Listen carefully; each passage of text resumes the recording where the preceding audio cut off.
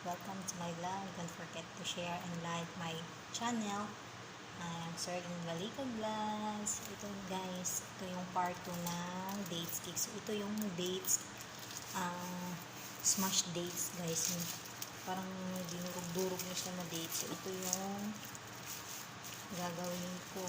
Iinit ko siya sa oven. So ito nga pala yung na-mix ko na guys. Lahat ng ingredients, ito na. Diba?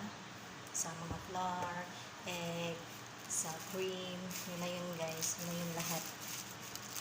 Naghalo-halo ko na. So ito, maglalagay ako nito sa oven. Pasensya na kayo guys. Ginamay ko lang kasi sobrang lagkit na talaga guys. As in. Don't forget to like and share my vlogs guys. Ito na siya guys. So, ito yung dates nila dito guys. Dates.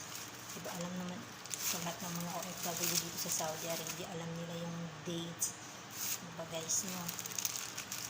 Ito na yun siya guys. So, ilalagay ko nito sa oven para maging melted siya. Lagyan ko siya ng kaunting hot water.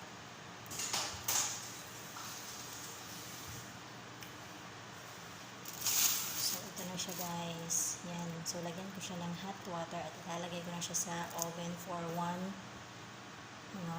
minute to 1 hour like that.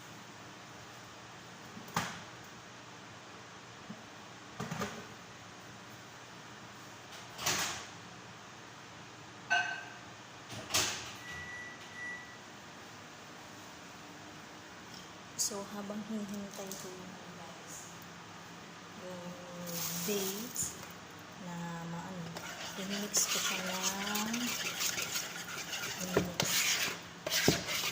para medyo ma-mix talaga yung lahat ng ingredients.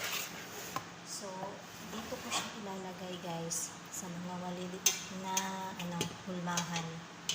Kasi punta kami ngayon ng farm, so iba yung sa lalaki, iba din yung sa babae kasi diba hindi sila pwedeng magsama sa isang lugar. So guys, dito ko siya ilalagay at saka may part 3 pa nito guys para sa toppings up pag naluto na siya. Sige guys, see you for the next video. Thank you for watching.